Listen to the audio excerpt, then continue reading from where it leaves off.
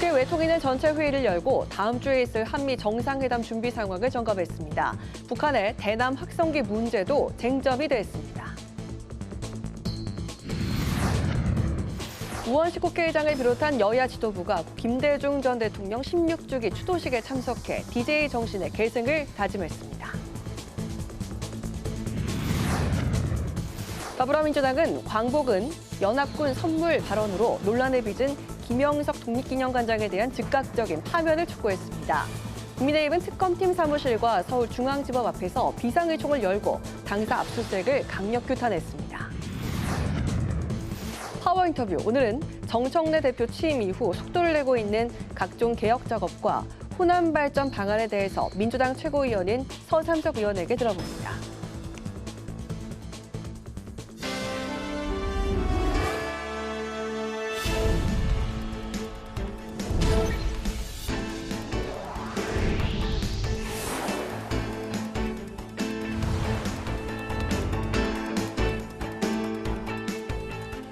여러분 안녕하십니까? 8월 18일 월요일 국회 라이브 6 시작하겠습니다. 오늘 뉴스는 보건복지위원회 중계방송으로 늦게 시작합니다. 국회 외교통일위원회의 외교부와 통일부 업무 보고에서 다음 주 한미 정상회담을 앞두고 방위비 분담금 인상 문제를 비롯한 우리의 협상 전략을 점검했습니다. 야당은 이재명 정부가 북한의 대남 확성기가 일부 철거됐다고 발표했지만 오히려 증설이 됐다며 책임자 문책과 함께 통일부 장관의 사과를 촉구했습니다. 김희연 기자입니다.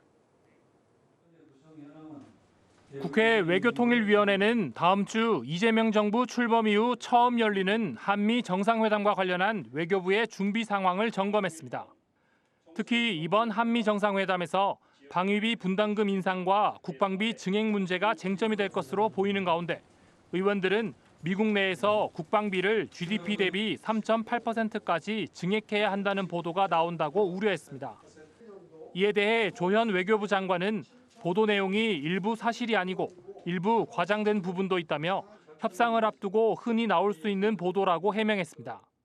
지금 일본도 27년까지 2% 목표로 하고 있고 중국도 1.7%밖에 안 되는데 저희의 그 예산을 과도하게 감당할 수 없는 수준으로 합의하는 것은 자제를 할 필요가 있다 이렇게 보여지고요. 남북관계 문제와 관련해 야당은 이재명 정부가 너무 유화적인 정책을 펼치고 있다고 지적했습니다. 북한이 대남 확성기 일부를 뗐다가 다시 붙이는 과정에서 정부 측에서 마치 대남 확성기를 철거한 것처럼 국민을 속였다고 비판했습니다.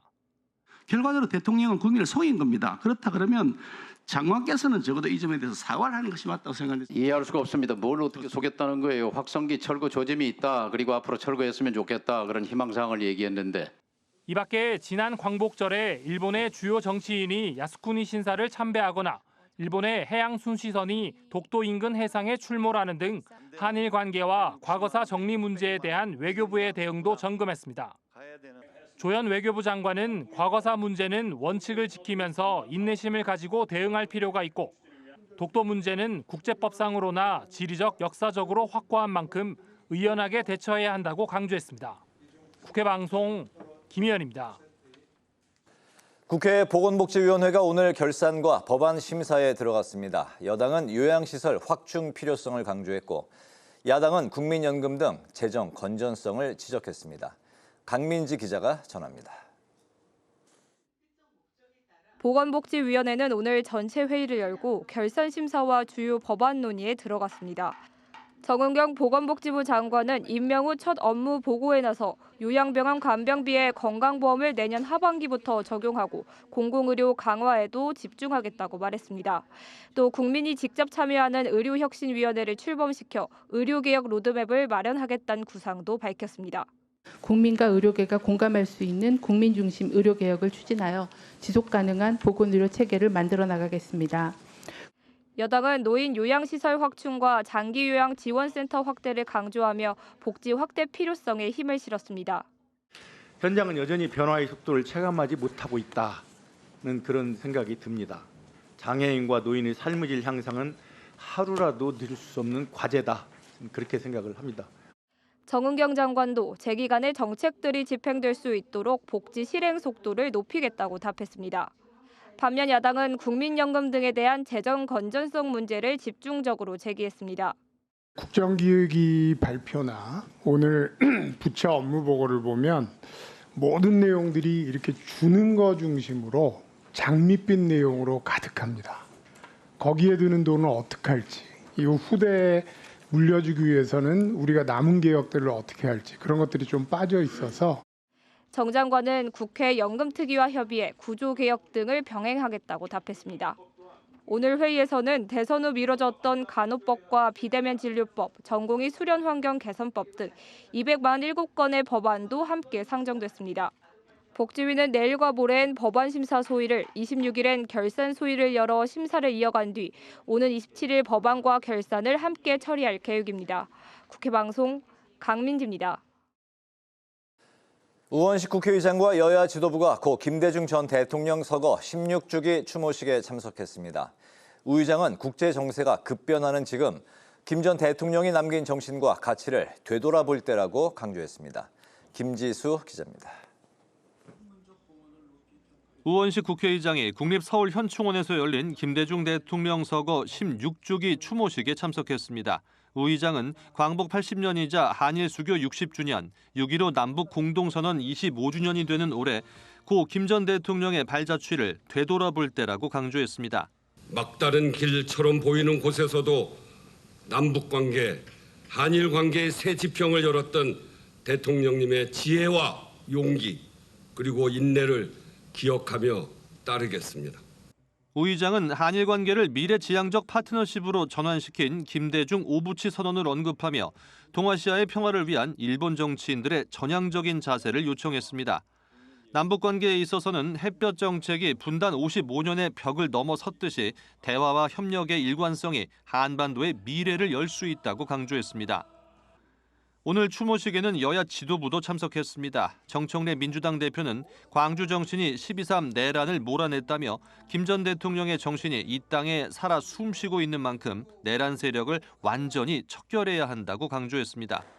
당신을 기억하는 국민을 위해 어디선가 또 당신을 재발견하게 될 국민을 위해 모든 것을 제자리에 돌려놓겠습니다. 송원석 국민의힘 비대위원장은 정치 보복과 진영 갈등을 해서는 안 된다며 김 전 대통령이 남긴 포용과 관용의 정치가 중요하다고 강조했습니다. 김대중 대통령님은 화합과 통합의 정치, 그리고 국민과 국익을 위한 헌신의 정치를 해오셨습니다. 참석자들은 추모식이 끝난 이후 김 전 대통령 묘역으로 이동해 헌화하고 분향했습니다. 국회 방송 김지수입니다. 더불어민주당은 광복절 기념사로 논란을 빚은 김영석 독립기념관장에 대해 파면을 촉구했습니다. 국민의힘은 김건희 여사 특검의 당사 압수수색 시도와 관련해서 야당 탄압이라고 비판했습니다. 한규미 기자입니다. 더불어민주당은 뉴라이트 의혹을 받는 김영석 독립기념관장이 광복은 연합군의 선물이라 한 발언을 두고 강하게 비판했습니다. 정청래 민주당 대표는 김 관장의 발언이 역사 왜곡이자 헌법 정신 부정이라고 지적했습니다. 정 대표는 또 1948년 정부 수립일을 건국절로 하자고 주장하는 세력도 있다며 역사 내란을 철저히 척결하겠다고 말했습니다. 광복은 연합군의 선물이라는 망언은 참담합니다. 어떻게 독립기념관장이 광복절 경축사에서 우리 민족의 피와 희생으로 일군 독립의 역사를 부정한단 말입니까? 김병기 민주당 원내대표도 김영석 관장의 즉각적 파면을 촉구했습니다. 한편 국민의힘은 김건희 여사 특검팀의 당사 2차 압수수색 시도에 크게 반발했습니다. 송원석 국민의힘 비상대책위원장 겸 원내대표는 특검팀이 국민의힘 당원 전체를 범죄자로 취급하고 있다고 지적했습니다. 또 반인권적 야당 탄압 압수수색에 일절 협조할 수 없다고 밝혔습니다. 500만 당원들의 핵심 개인정보를 탈취하겠다는 개인정보 강탈이자 야당 사찰, 국민 사찰에 협조할 수가 없다는 이야기입니다. 특검 사무실과 중앙지법 앞에서 비상의총을 개최한 국민의힘은 특검팀을 향해 위헌적이고 위법적인 압수수색을 즉각 중단하라고 강조했습니다. 국회 방송 한규미입니다.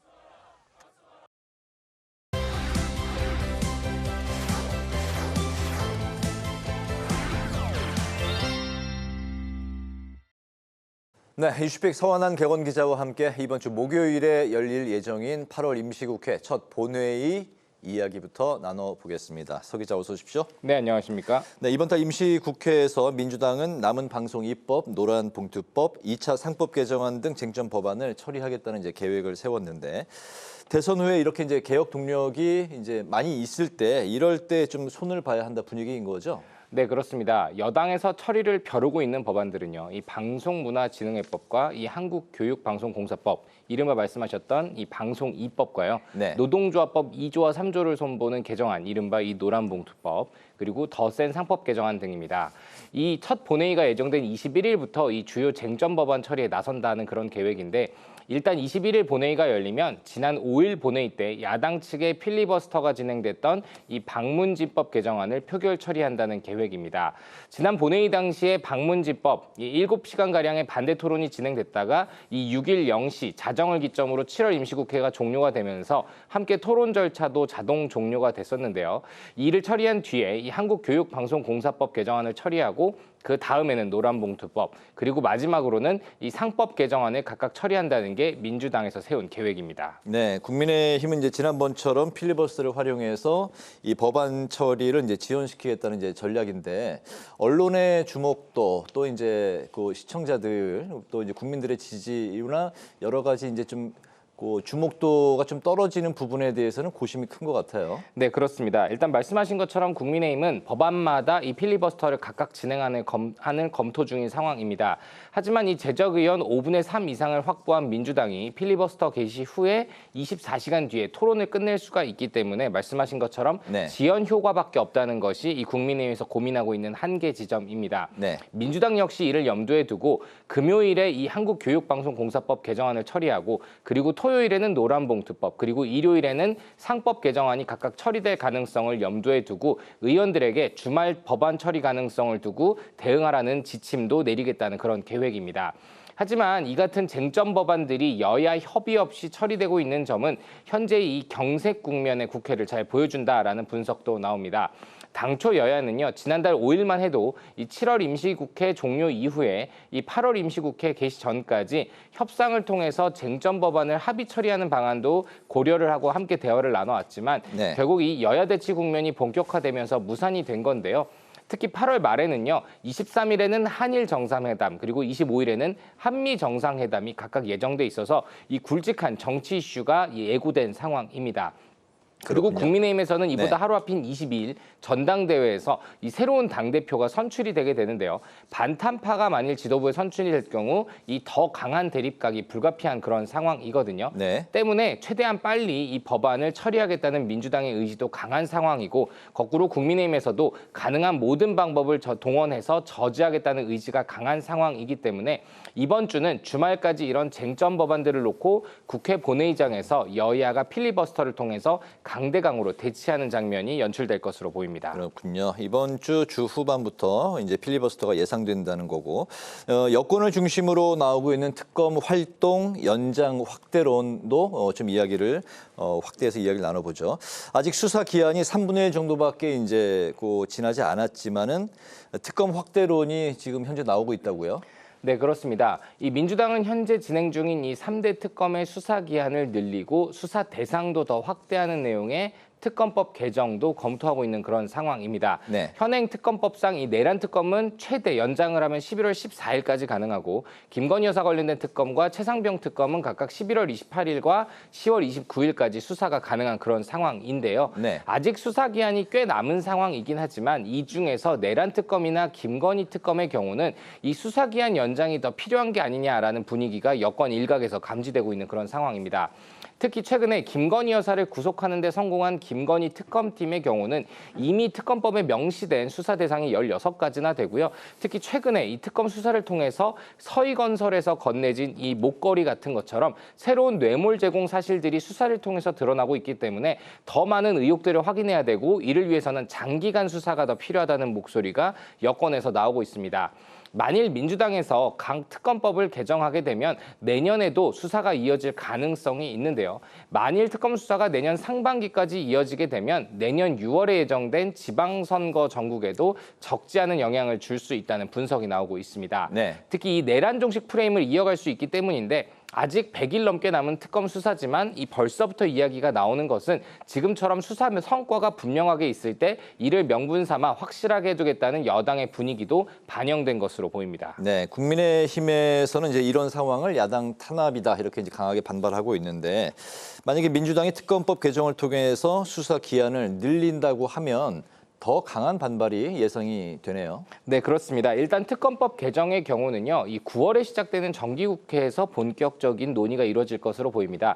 일단 8월 임시국회 때는 이미 공석인 이 법제사법위원장을 선임해야 되기 때문에 법제사법위원장을 선임한 뒤에 법사위의 논의를 통해서 입법을 하겠다는 게 민주당에서 나오는 계획입니다. 네. 하지만 당장 국민의힘은 지난 주말에도 그렇고 오늘도 이 김건희 특검의 중앙당사 압수수색 재집행을 놓고서 강하게 반발을 하고 있습니다. 또 오늘 자정에도 역시 경내 비상대기를 하는 등 이 강하게 특검팀의 압수수색 시도에 저지를 하겠다는 의지를 드러내고 있는데요.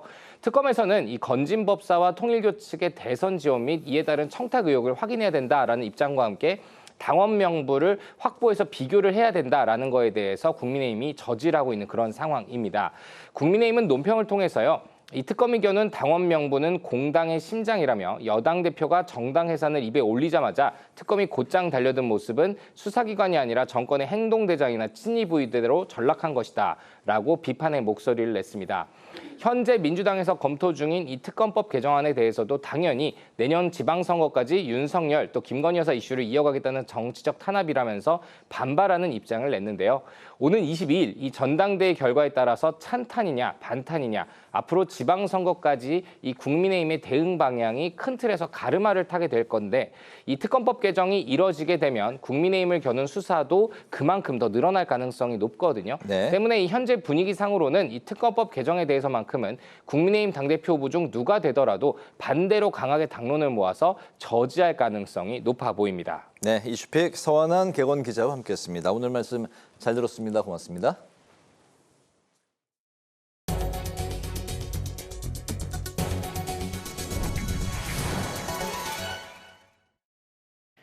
국회 기후위기 특별위원회가 오늘 전체 회의를 열고 위성곤 더불어민주당 의원을 새 위원장으로 선출했습니다. 여당 간사인 박지혜 의원이, 야당 간사인 김소희 의원이 선임됐습니다. 기후특위는 기후위기 대응을 위한 탄소중립과 녹색성장기본법 개정안을 탄소중립기본법 심사소위원회, 온실가스 배출권 할당 개정안은 배출권 거래제 및 기후예산 심사소위원회에 회부했습니다. 이어 2035 국가 온실가스 감축 목표 추진 상황을 점검하고 제4차 배출권 거래제 할당 계획 추진 현황에 대한 업무 보고를 받았습니다. 더불어민주당이 폭우 피해를 원천적으로 막을 개선 복구 방안이 필요하다며 정부의 특별 예산 투입의 필요성을 주장했습니다. 정청래 민주당 대표는 지난달 집중호우로 인한 피해액만 1조 848억 원에 달하는 등 기후위기가 피할 수 없는 현실이 된 만큼 원산복구는 더 이상 근본적인 해결이 될 수 없다고 말했습니다.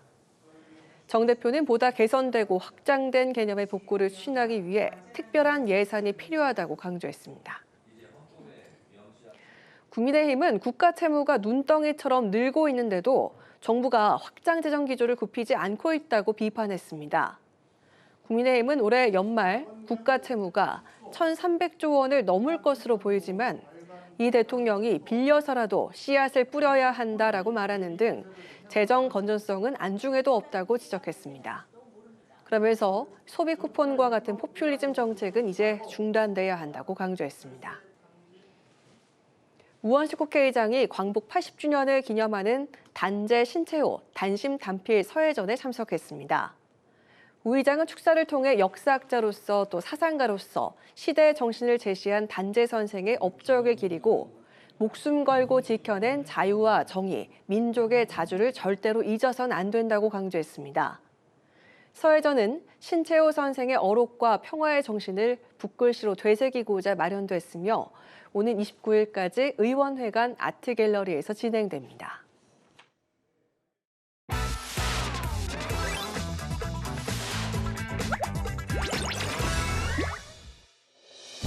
8월 18일 강아랑이 전해주는 정치권의 뜨거운 말말말 강아랑의 정치랑입니다.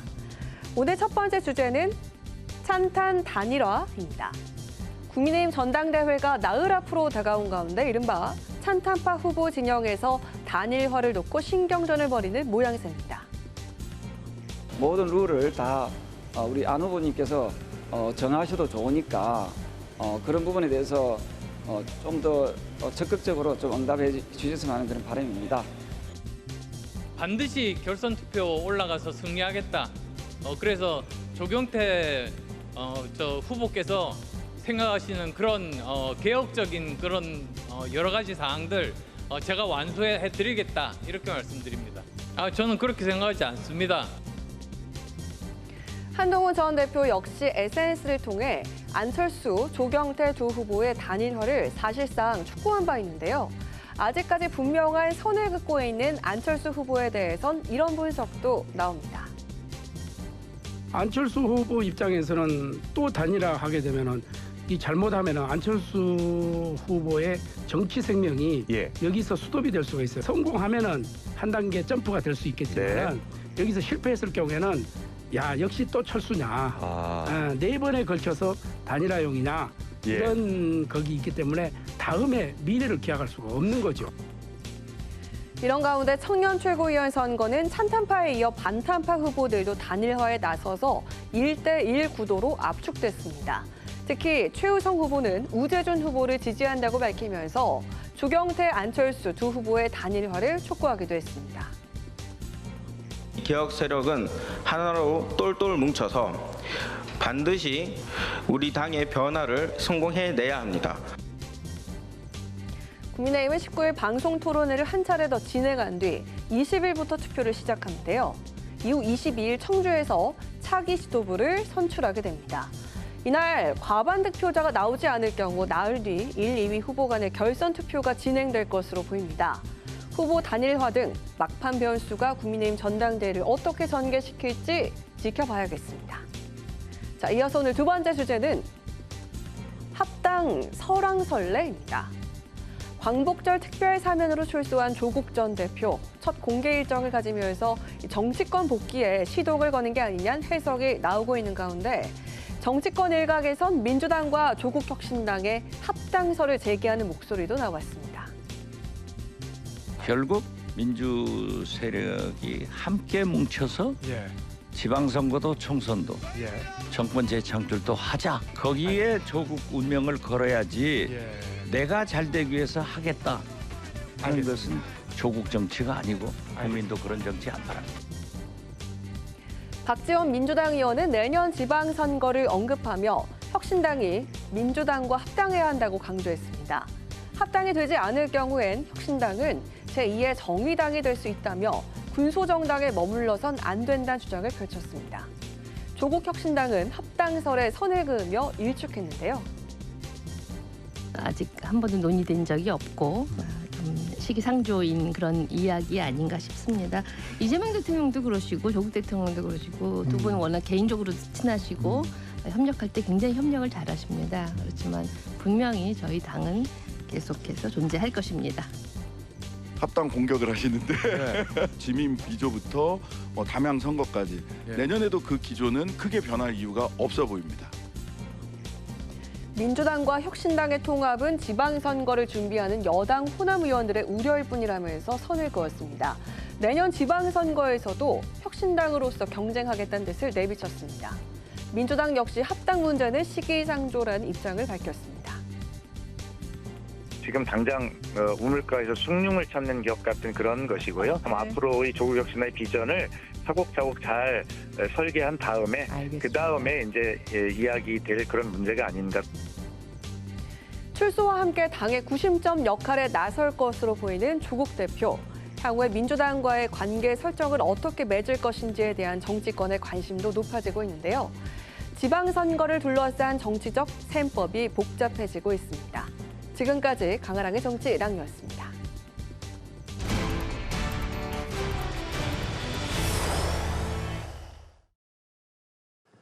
특검의 당사 압수수색에 반발해 국민의힘이 비상대기에 돌입했습니다. 또 이재명 대통령의 북측체제 존중 발언에 대해서는 비난을 쏟아냈는데요. 군사안보 전문가이신 유용원 국민의힘 의원을 전화로 연결해서 관련 말씀 듣겠습니다. 의원님 안녕하십니까? 네, 안녕하세요. 네, 송원석 원내대표가 특검의 당사 압수수색에 끝까지 맞서 싸우겠다고 밝혔는데요. 전당대회까지 이제 나흘밖에 남지 않은 상황인데 특검의 압수수색에 대한 입장 그리고 신뢰받는 제1야당이 되려면 현재 국민의힘에게 어떤 게 필요할지 말씀을 들어보겠습니다. 네, 먼저 저희 국민의힘이 최근 여러 사안에서 분열된 모습을 보여드리고 있는 데에서 국민 여러분께 진심으로 송구스럽게 생각을 합니다. 저희가 제1야당으로서 정부를 견제하고 대안을 제시해야 되는 막중한 책임이 있지만 최근 당대표 선거 과정에서 내용 사태 등이 언론에 부각되면서 국민들께 실망을 안겨드리고 있는 점 잘 알고 있고요. 그 점에 대해서 저를 포함해서 저희 소속 의원들 역시 무겁게 받아들이고 있습니다. 지금 국민들께서 가장 원하시는 건 정쟁이 아니라 민생과 경제 회복일 텐데요. 당대표 선출 과정에서 여러 가지 논란이 있었고 또 민주당 주도의 방송 3법, 노란 봉투법 같은 정치 공세 대응에 치중하다 보니까 이런 상황이 이제 벌어졌다고 봅니다.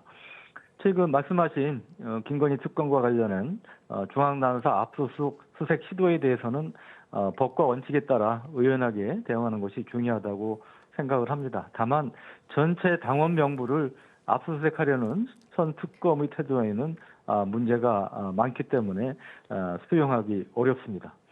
네. 결국 우리 국민의힘이 제1야당으로서 역할을 다하기 위해서 가장 중요한 것은 국민 여러분께 믿을 수 있는 책임 정당이라는 확신을 드리기 위해서 노력하는 것이 중요하다고 봅니다. 네. 네, 국민의힘은 북한 체제를 존중한다는 이재명 대통령의 광복절 경축사에 대해서 낭만적 감정으로 안보 불안을 키우고 있다 이렇게 비판을 했습니다. 관련해서 국정기획위가 발표한 국방개혁 방안엔 임기 내 전작권 전환이 핵심 내용으로 포함이 되어 있습니다. 의원님은 어떤 의견을 갖고 계실까요? 네, 이 전시작전 통제권을 우리가 언젠가는 반드시 가져와야 된다는 데서 반대할 분은 없을 겁니다. 저도 물론 그렇게 생각을 하고 있고요. 다만 이거를 언제까지 꼭 찾아오겠다 이런 식으로 접근하는 것은 문제가 있다. 여러 가지 한반도 안보 공백 논란이라든지 그 한미 동맹에 또 훼손이 될 가능성도 있고요. 그런 점에서 이 조건을 충족하는 것을 중심으로 추진돼야 된다고 생각합니다. 좀 더 구체적으로 말씀을 드리면 가장 중요한 것은 한국군의 독자적인 대응 능력 확보라고 보는데요. 여기에는 감시, 정찰, 미사일 방어, 사이버전 등 이제 핵심 역량의 이제 준비가 포함될 수 있겠죠. 특히 여기에서 중요한 것은 눈과 귀, 이 감시, 이 정찰 역량이라고 봅니다. 또 하나는 이제 미국과의 신뢰, 협조가 이제 중요하다고 봅니다. 그래서 미국에서 특히 이제 주한미군 사령관을 포함한 이 군 관계자들의 이 반대하는데 무리하게 출애하는 것은 많은 부작용을 초래할 수 있다고 봅니다. 그런 점에서 한미 간 이 공조 협의가 중요하다고 생각을 합니다. 네. 오는 25일 한미 정상회담에서도 주한미군 역할 재조정이 회담 테이블에 오를 가능성이 큰 상황인데요. 주한미군의 감축 그리고 주한미군 방위비 분담금 증액 등 트럼프의 안보 청구서에 대해서 이재명 대통령이 어떤 전략으로 대응을 해야 될까요? 네, 아시다시피 트럼프 대통령은 사업가적 기질이 강한 분이죠. 그래서 이 외교안보 문제를 전통적인 동맹 가치보다는 경제적 계산과 거래 논리로 이제 접근을 해왔습니다. 그러다 보니까 미국이 무엇을 주고 그 대가로 무엇을 얻는가를 최우선적으로 이제 따지는 방식이죠. 관세 협상에서 이제 잘 이제 드러나고 있는데요. 이제 그런 점에서 이번 한미 정상회담에서 주한미군의 역할 조정 그리고 방위 분담금 증액 문제가 이제 거론될 가능성이 매우 높은데 여기서 우리가 줄건 주되 반드시 국익을 챙기는 이제 거래적 접근이 필요하다고 생각합니다.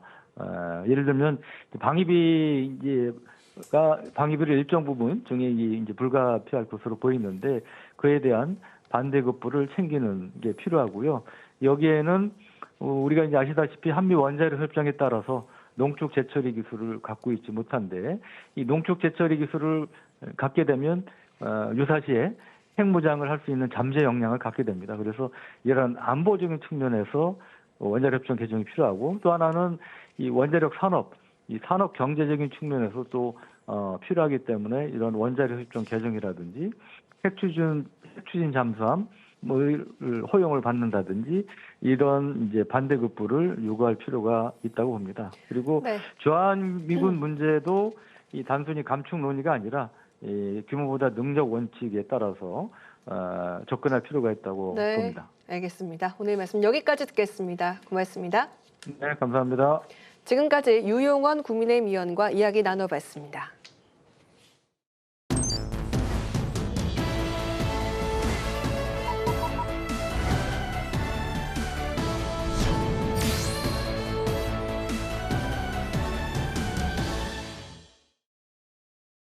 정치 현안에 대한 입장과 해법을 국회의원에게 직접 들어보는 파워 인터뷰. 오늘은 각종 개혁 작업에 속도를 내고 있는 정청래 지도부의 최고위원으로 합류하신 서삼석 의원을 모시고 현안과 호남 발전 방안에 대한 말씀을 들어보겠습니다. 의원님 반갑습니다. 안녕하세요. 네, 안녕하십니까. 먼저 최고위원 임명을 축하드리겠습니다. 감사합니다. 네, 그 정청래 대표가 의원님을 지명직 최고위원에 임명한 걸 두고 호남 정신에 방점이 찍힌 인사다 이런 이제 뭐 평가도 나오고 있습니다. 이제 의원님의 지역구가 전남 영암군, 무안군, 신안군인데요. 네. 바로 이제 호남의 핵심 그 지역이기 때문에 이런 평가도 나오는 것 같습니다. 호남의 이제 3선 의원이시고 지명직 최고위원으로 의원님을 임명한 의미, 좀 어떤 역할을 해달라는 그런 의미로 받아들이십니까? 우선 지명해 주신 대표님께 감사를 드리고 그 배경에는 대표를 선출해 주신 우리 당원들 있지 않습니까? 그분들께도 감사를 드려야 되겠습니다. 그리고 제가 그 대표님한테 왜 저를 지명하셨냐고 아직 여쭤보지는 않았습니다.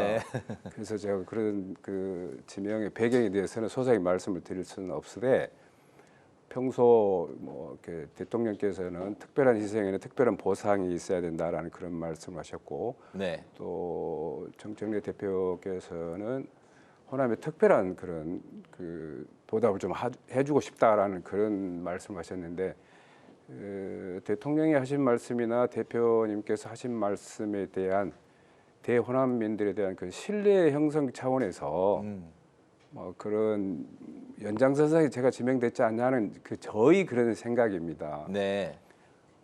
나름대로 시장 경제 체제에서 타 지역과 비교했을 때 뒤처진 그런 산업에 대한 그런 지원이랄까 그리고 또 민주화에 대한 그런 그 노력들에 대한 그런 평가가 제대로 이루어진 차원에서 아마 호남발전특별위원회도 구성되고 또 저 같은 부족한 사람도 최고위원으로 지명됐지 않았을까. 그래서 당신이 호남민들의 목소리를 당이나 정부 또 기타 뭐 기관들에 좀 더 이렇게 정확하게 신속하게 또 풍부하게 경험 있게 전문성 있게 좀 잘 알려달라는 그런 뜻으로 아마 지명하지 않았을까 생각을 해봅니다. 알겠습니다. 말씀하신 것처럼 정청래 대표가 앞으로 호남에 편하게 보답하겠다, 확실하게 보답하겠다 이렇게 얘기를 했었고 그리고 의원님께서 호남발전특위 위원장도 맡으셨잖아요. 근데 이렇게 민주당의 정치적 고향이 호남이긴 하지만 한편으로는 호남 홀대론과 같은 좀 불만이 있었던 것도 사실이었던 것 같습니다. 앞으로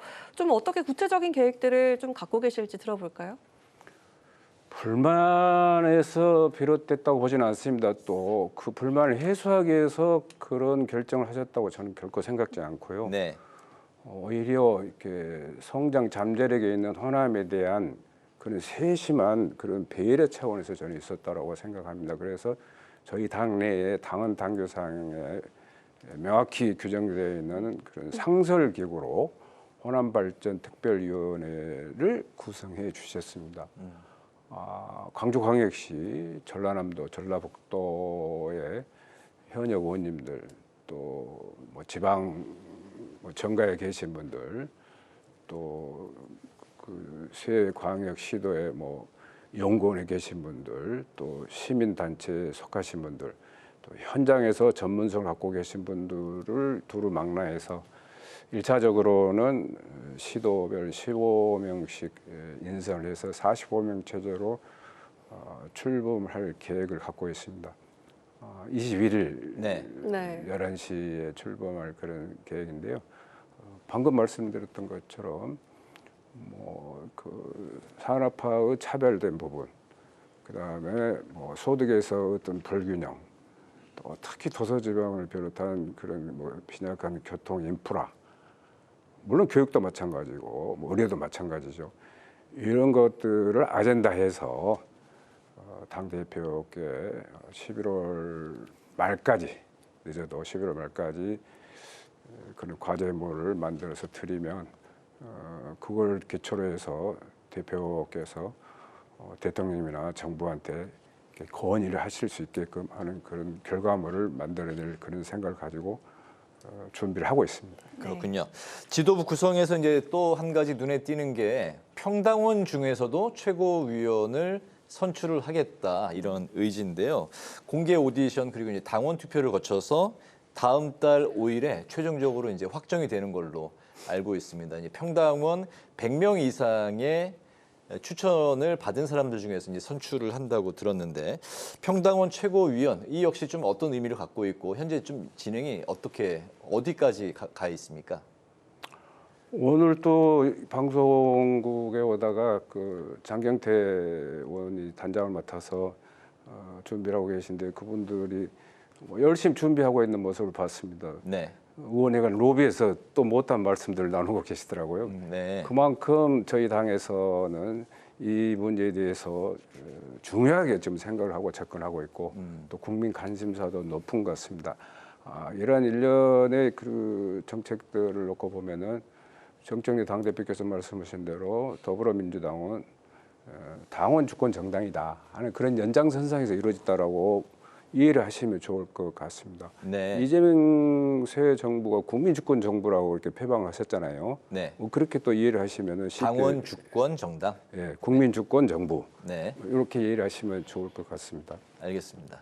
네, 지난 광복절 경축식에 이어서 오늘 김대중 전 대통령 추모식에서도 정청래 대표와 송원석 비대위원장이 악수를 하지 않았습니다.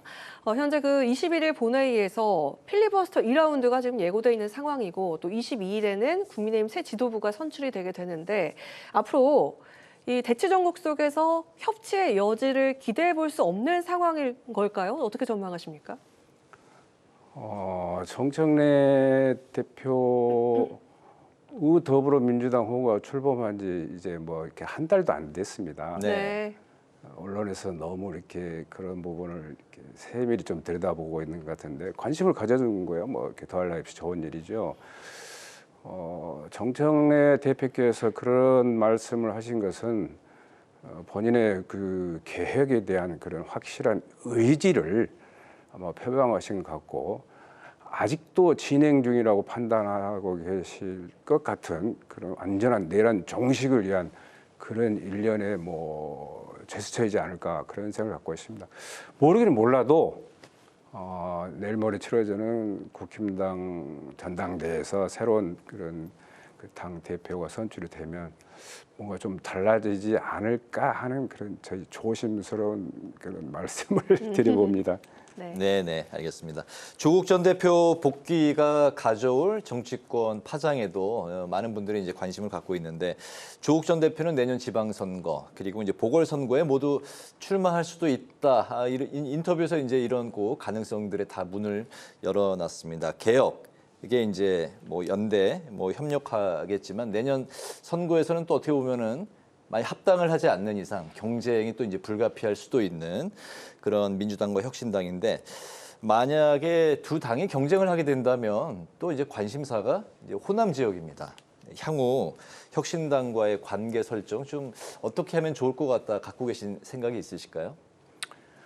선의 경쟁은 저는 뭐 불가피할 수도 있고 아름다울 수도 있다고 생각합니다.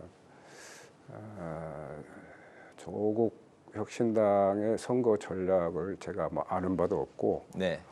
또 그분은 뭐 얼마 전에 공개적으로 이재명 정부 성공을 위해서 보탬이 되겠다라는 그런 그 표현을 하신 지가 뭐 불과 뭐 며칠 되지도 않으셨는데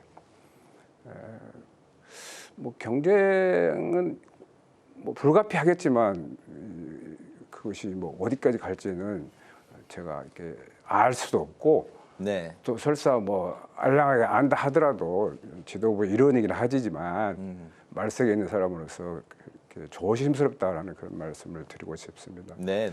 다만 저는 그 조국 혁신당의 전 조국 대표께서 이재명 정부 성공을 위해서 보탬이 되시겠다는 그 말씀에 대해서는 상당히 긍정적으로 받아들이고 또 그 조국 혁신당이 결국에 가서는 뭐 이재명 정부 성공을 위해서 나름 역할을 할 쪽으로 움직이지 않겠냐 하는 그런 생각도 조심스럽게 해봅니다.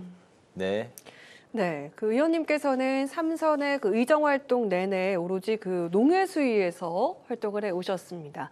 이번 그 한미 간세 협상에서 다행히도 그 농축산물에 대한 그 개방은 피하게 됐는데, 근데 그 25일에 있을 한미 정상회담에서 미국이 다시 그 시장 개방을 요구할 것이다라는 그런 우려가 지금 점쳐지고 있는 상황인데 앞으로도 이 압력이 계속된다면 우리가 좀 어떻게 대처를 하면 좋겠습니까? 우려는 상존이 있다고 봅니다.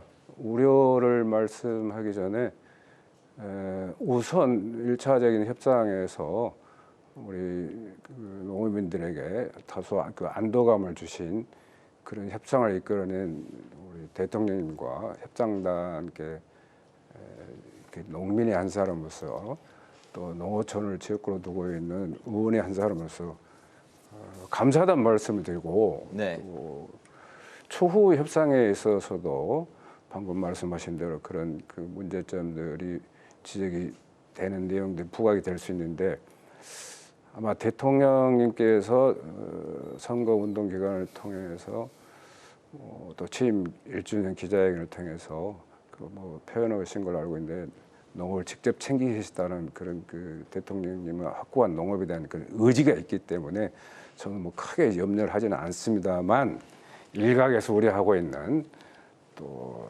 조금이지만 우리 농업인들이 우려하고 있는 이런 일들이 협상단 여러분들께서 그것까지도 말끔히 해소할 수 있는 그런 협상을 이끌어낼 것이라고 기대를 하고 있습니다. 네, 기후 위기 대응도 상당히 이제 중요한 화두로 떠올랐는데 이번 그 여름처럼 폭염과 폭우가 이제 빈번한 상황에서 가장 큰 피해자는 결국에 이제 농민들이 될 수밖에 없는 안타까운 상황인데요. 농민들은 이제 사후 피해 보상이 아니고 근본적인 대책이 필요하다. 이런 이제 대책들을 요구하고 있습니다. 기후 변화 대응을 위해서 좀 어떤 그 농업 정책에 좀 준비하고 있는 어떤 그 방안들이 있을까요? 예를 들면 뭐 농수산물 유통 및 가격 안정법, 농안법들도 뭐 그런 대안들로 많이 이야기들이 되고 있는데요. 네, 어떤 것들이 있을까요? 기후 위기는 결과를 초래한 문제이기 때문에 우선 그 재해에 대한 정부의 의지 또 그 피해 대상자인 그런 농어민들이 이해할 수 있는 정부 정책 뭐 이런 데서 기인한다고 보는데 우선 뭐 그 대책법이나 재해법은 이미 통과가 됐기 때문에 그런 것들은 뭐 할증력 인하랄지 그건 완화가 될 걸로 믿고 다만 대통령께서 기후 위기에 대응하는 지속 가능한 미래 산업으로 농업을 전환시키겠다라는 그런 또 일련의 의지의 표현을 하셨기 때문에 뭐 속도는 모르겠지만 방향은 설정이 돼 있기 때문에 그런 그 위기에 처해 있는 피해 대상자가 될 수 있는 농민들에게 다소 이렇게 안도감을 준 거 아니냐라는 그런 견해를 갖고 있습니다. 또 농안법 말씀하신데 그 농안법하고 양곡관리법이 오늘 그 대통령이 주재하신 국무회의에서 통과가 됐습니다. 네. 이것도 이제 그 1년 후에 이렇게 발효가 되는데 아마 우리 농민 여러분들 뭐 그동안도 이렇게 참아오셨는데 네. 법이 시행되기까지만 조금만 참아주시면 그런 좋은 일들이 벌어질 거라고 저는 확신합니다. 네. 위원님께서는 또 그 집권 여당의 최고위원으로서 또 혼합을 대표하는 동시에 전국의 농수축산민을 위한 국회의원으로서 앞으로 또 일을 계속 해 나가주셔야 되는데요. 앞으로 그 활동 계획과 또 의원님만의 포부가 있다면 이 자리에서 좀 밝혀주시기 바라겠습니다. 저희 계획도 중요하지만 저를 선택해 주신 저희 지역민들이 하라는 대로 하면 됩니다. 네. 뭐 쌀값 올려라. 네. 재난재해 뭐 이렇게 발생하면 그뭐 피해 복구랄지 뭐 보상이랄지 뭐 이런 것 좀 잘 좀 해주라. 그리고 뭐 학교 문제는 어떻게 되냐, 뭐 보육 문제는 어떻게 되냐. 뭐 예를 들면 뭐 섬 지역으로 가는 교통 문제는 언제 완벽하게 해결되느냐 하는 것에 대해서 항상 그 귀를 기울이고 있고 또 그분들이 주신 그 과제가 저는 지상명령이라고 생각하고 저에게 주어진 그런 소임을 다할 수 있는 기간을 통해서 충실히 해내는 것이 제가 해야 할 일이지 않나 그런 생각을 갖고 있고 특히 또 이번에 최고위원 제명, 호남발전특별위원회 위원장 임명 이런 것들에 대해서도 제명해 주신 대표께 누가 되지 않도록 호남민들의 목소리를 잘 가다듬어서 충실하게 속도감 있게 전달하도록 노력하겠습니다. 알겠습니다. 지역민들의 이야기를 경청하는 게 정치적인 소명으로 생각하신다는 서삼석 의원님과 오늘 파워 인터뷰 시간을 가졌습니다. 오늘은 더불어민주당 최고위원이신 서삼석 의원의 말씀을 들었습니다. 오늘 말씀 잘 들었습니다. 잘 들었습니다. 감사합니다. 네, 오늘 국회 라이브 6는 여기서 마치겠습니다. 시청해 주신 여러분 고맙습니다.